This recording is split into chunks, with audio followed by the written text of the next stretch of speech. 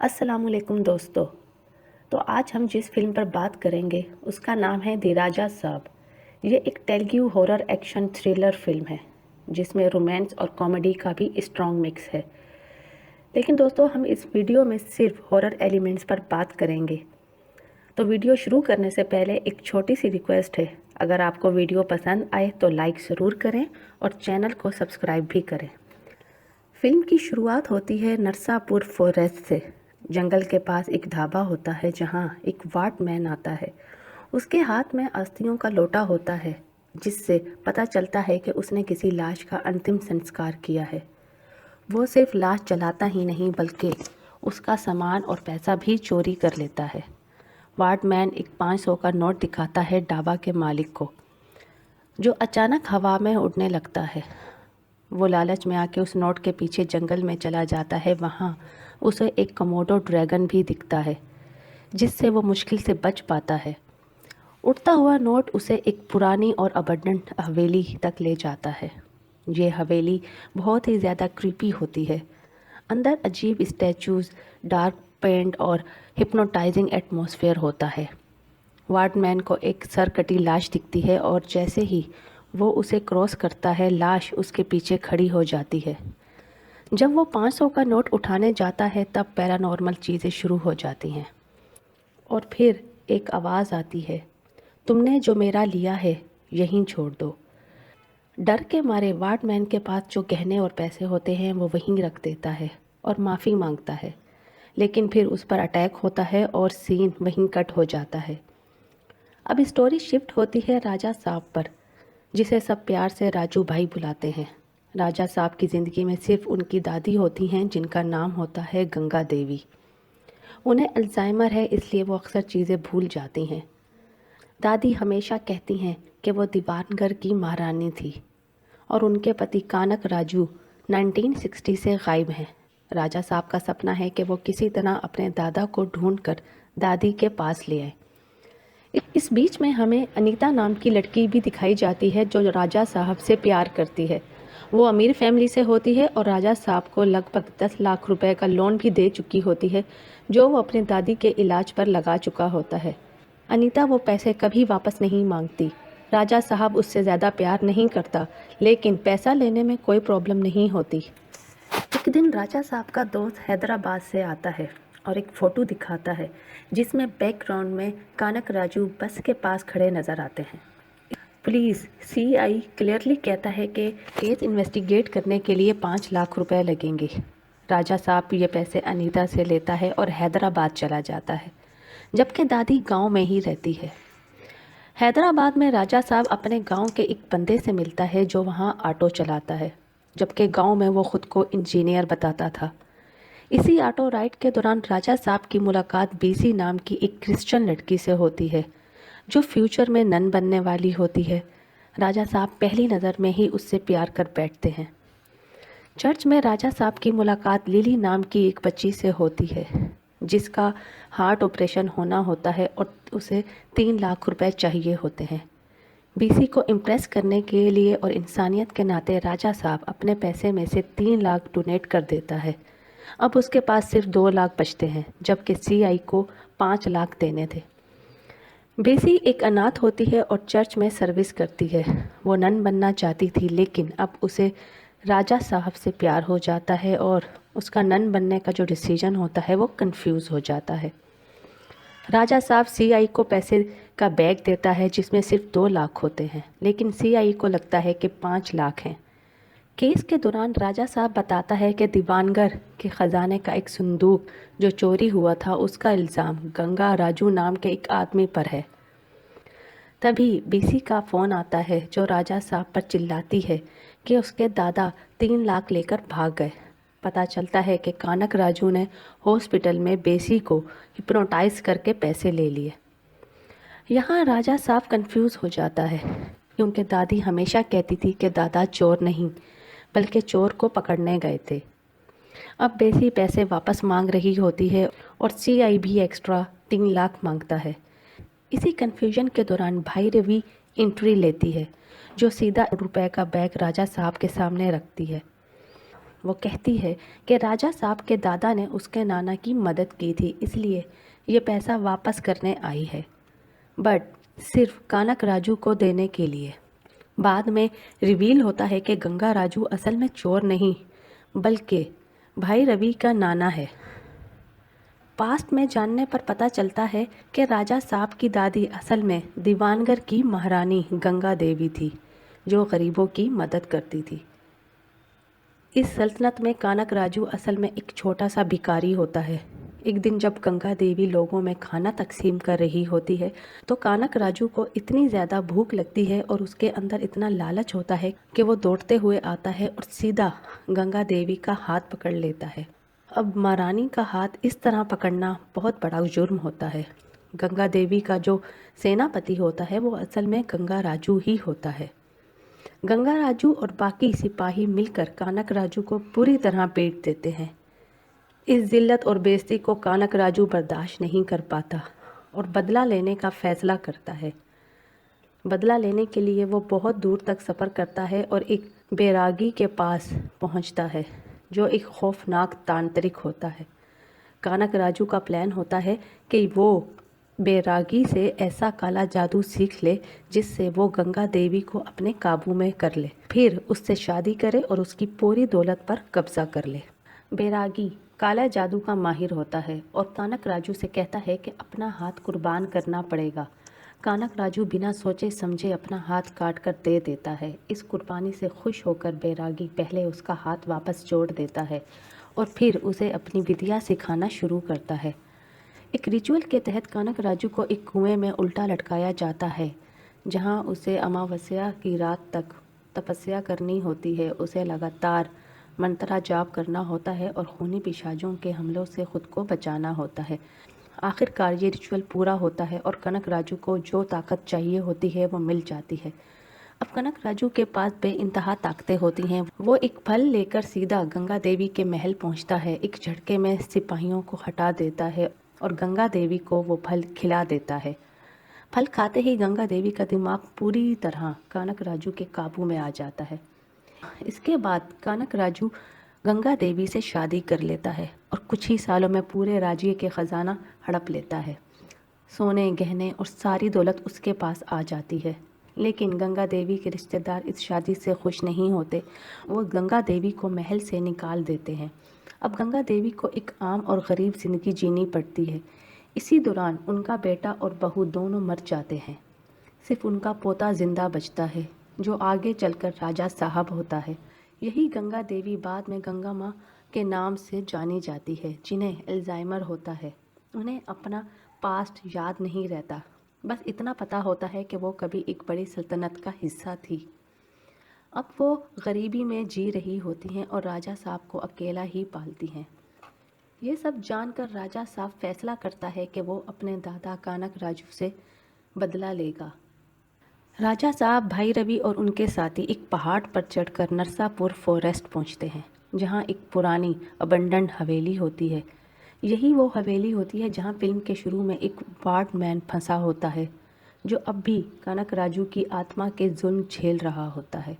राजा साहब हवेली के अंदर जाकर कनक राजू को खुली धमकी देता है। वहाँ उसे एक कमरा मिलता है जहाँ कनक राजू का सारा ख़जाना रखा होता है। राजा साहब कहता है कि वो इस दौलत का असल वारिस है और उसे अपने साथ ले जाएगा। तब वो वार्डमैन बताता है कि जिन अस्थियों को वो घूम घूम कर ले जा रहा था वो कनक राजू की अस्थियाँ थी, जो 3 दिन पहले मरा था। कनक राजू की आत्मा अब हवेली में कैद होती है और ख़जाने की हिफाजत करती है। फिर एक फ़ोनोग्राफ के ज़रिए कनक राजू अपनी वसीयत सुनाता है, जिसमें वो कहता है कि यह हवेली उसका जिस्म है और ख़जाना उसकी रूह। राजा साहब उसे चैलेंज करता है, जिसके बाद कनक राजू की मायावी शक्ल हवा में उभर कर आती है। कनक राजू बताता है कि राजा साहब का यहाँ आना भी उसी के प्लान का हिस्सा था। वो गंगा माँ के सपनों को भी कंट्रोल कर रहा होता है। आने वाली तीसरी अमावस्या की रात कनक राजू एक रिचुअल के ज़रिए पुनर्जन्म लेने वाला होता है, जिसके बाद वो राजा साहब और गंगा माँ दोनों को ख़त्म कर देगा। हवेली एक मायावी कैद खाना होती है। अंदर आना आसान लेकिन बाहर जाना नामुमकिन होता है। उधर कनक राजू गंगा माँ के सपनों में आकर उसे डराता रहता है। बाद में डॉक्टर पद्मा भूषण आता है जो बताता है कि ये हवेली साइंटिफिक और फिजियोलॉजिकल तरीके से लोगों को हिप्नोटाइज करने के लिए डिज़ाइन की गई है। कनक राजू सिर्फ तांत्रिक नहीं बल्कि पढ़ा लिखा साइकेट्रिस्ट भी होता है। पद्मा भूषण राजा साहब को सेल्फ हिप्नोसिस सिखाता है और सहासरा चक्रा जिक्रित करने की बात करता है जो एक्सट्रीम इमोशंस के ज़रिए भी एक्टिवेट हो सकता है। इसी दौरान कनक राजू पद्मा भूषण पर अटैक करता है और उसे हवेली के बाहर फेंक देता है, जबकि राजा साहब और बाकी लोग सब कुछ देखते रह जाते हैं। ये लोग बाहर जाने की कोशिश करते हैं लेकिन मेन गेट से निकलना नामुमकिन होता है। तभी हवेली में एक और लड़की की एंट्री होती है और वो अनीता होती है। जी हाँ, ये वही अनीता होती है जो राजा साहब के गांव में उनके साथ रहती थी और हमेशा उनकी मदद करती थी, उन्हें पैसे दिया करती थी। इस पॉइंट पर हवेली में 3 लड़कियां होती हैं और तीनों राजा साहब के लिए एक दूसरे से कम्पीट कर रही होती हैं। उसी रात कनक राजू गंगा राजू को फ़ोन करता है, लेकिन अपनी आवाज़ में नहीं बल्कि राजा साहब के फ़ोन से राजा साहब की आवाज़ बनाकर वो कहता है कि तुम्हारे दादाजी की हालत बहुत ख़राब है और वो मरने वाले हैं, इसलिए दादी को तुरंत लेकर हवेली आ जाओ। अगली सुबह गंगा राजू दादी यानी गंगा माँ को लेने के लिए मंदिर जाता है। मंदिर में गंगा माँ गौ माता को प्रसाद चढ़ा रही होती हैं, लेकिन गौ माता उसे रिजेक्ट कर देती है, जो इस बात का इशारा होता है कि कुछ बुरा होने वाला है। तभी गंगा माँ अपने सामने गंगा राजू को दिखती हैं, लेकिन अपनी बीमारी की वजह से वो उसे चोर समझ लेती हैं। वो हाइपर हो जाती हैं, उसे चोर कहकर चिल्लाने लगती हैं। इसी टेंशन और घबराहट के चिल्लाते उनकी दिमागी प्रॉब्लम और ज़्यादा बढ़ जाती है और उन्हें मेंटल स्ट्रोक आ जाता है। ब्रेन स्ट्रोक के बाद दादी को जल्दी से हॉस्पिटल में एडमिट कर दिया जाता है। गंगा राजू राजा साहब को कॉल करके सारी बात बताता है। राजा साहब तब समझ जाता है कि उसने ऐसी कोई कॉल कभी की ही नहीं थी, मतलब ये सारा खेल कनक राजू का है। लेकिन सवाल ये था कि कनक राजू आखिर गंगा माँ को क्यों मरवाना चाहता है, और अगर उसे मारना ही है तो खुद क्यों नहीं करता, ये सब इनडायरेक्ट तरीके क्यों अपना रहा है। इस बात पर राजा साहब बहुत गुस्से में आ जाता है। वो गाड़ी उठाता है और किसी तरह हवेली से बाहर निकलकर सीधा हॉस्पिटल पहुंचता है, लेकिन वहीं उसे एहसास होता है कि वो असल में कभी हवेली से निकला ही नहीं था। गाड़ी चलाना और हॉस्पिटल पहुंचना ये सब कनक राजू का बनाया हुआ एक इल्यूजन होता है। यहीं कनक राजू अपना मास्टर प्लान बताता है। वो कहता है कि मरने से पहले उसने बैरागी से पूछा था कि मौत के बाद भी अपने ख़जाने को कैसे भोगा जा सकता है और कैसे दोबारा जन्म लेकर उसी दौलत का मालिक बना जा सकता है। बैरागी ने बताया था कि इसके लिए कनक राजू को अपनी पत्नी को ख़त्म करना होगा, लेकिन नेचुरल तरीके से। वो खुद से मार नहीं सकता। उसके सारे पाप कर्म उसकी पत्नी यानी गंगा माँ पर ट्रांसफ़र होंगे।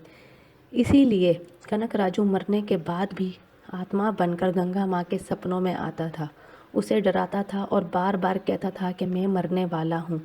इससे गंगा माँ की मेंटल कंडीशन धीरे धीरे बिगड़ती रही। गंगा राजू को देखकर वो पूरी तरह ब्रेक हो गई और ब्रेन स्ट्रोक आ गया। कनक राजू चाहता था कि गंगा माँ नेचुरल डेथ की तरफ चली जाए। अगर वो नेचुरली मर जाती हैं तो कनक राजू का प्लान पूरा हो जाता। अब वो हॉस्पिटल में होती हैं और मौत के बहुत करीब होती हैं। ऐसे में कनक राजू दोबारा जन्म लेगा और जैसे ही वो 6 साल का होगा अपनी सारी दौलत वापस हासिल कर लेगा और जन्म जन्म तक उसे भुगोता रहेगा। गंगा माँ का कनक राजू को लेकर इमोशनल होना इसलिए भी होता है क्योंकि उनके दिमाग का अभी भी कंट्रोल कनक राजू के हाथ में होता है। ये सब सुनकर राजा साहब हवेली के अंदर जाता है और कनक राजू के सारे गहने जेवर और पैसों को आग लगा देता है। वो कहता है कि अगर तू सिर्फ दौलत के लिए ये सब कर रहा था तो मैं इसी दौलत को ही जला देता हूँ। तब कनक राजू राजा साहब को एक मायावी जाल में फंसा देता है। राजा साहब को समझ ही नहीं आता कि वो हवेली में है या हॉस्पिटल में। अगर वो हवेली में है तो दौलत जला रहा है और अगर हॉस्पिटल में है तो अपनी दादी के पैर जला रहा होता है। राजा साहब इमोशनल कन्फ्यूजन में फंस जाता है। उसे लगता है कि वो हॉस्पिटल में है और दादी को जला रहा है, इसलिए हकीकत में ये होता है कि वो हवेली में होता है और पैसों की आग बुझा रहा होता है। कनक राजू की आत्मा उस पर लगातार हमला करती है, जिससे राजा साहब मेंटल ब्रेकडाउन के करीब पहुंच जाता है। तब उसे पद्मा भूषण की बात याद आती है कि दुश्मन को हराने के लिए सेल्फ हाइप्नोसिस का सहारा लेना होगा। राजा साहब खुद को सेल्फ हिप्नोटाइज करता है और एक दुनिया में पहुंचता है जहां उसकी दादी गंगा देवी अपने पूरे महारानी रूप में होती हैं और उसे हिम्मत और ताकत देती हैं। उनकी रहनुमाई और शक्ति से राजा साहब कनक राजू के इल्यूजन से बाहर निकल आता है और उस पर हमला करता है। कनक राजू फिर मगरमच्छ, सिपाही, रेत की आंधी और कई खौफनाक हमले करता है, लेकिन राजा साहब हर बार अपनी दादी की यादों और हिम्मत से उन सब पर काबू पा लेता है। आखिरकार राजा साहब का साहस चक्रा जगरीद हो जाता है। उसके पीछे चक्रास नज़र आते हैं। वो हवा में उठकर कनक राजू के जाइंट रूप पर हमला करता है। पैरारेल में गंगा माँ को दुर्गा माँ और काली माँ की पूजा करते हुए दिखाया जाता है, जो अपने मंत्रा जाप से राजा साहब को शक्ति से दे रही होती हैं।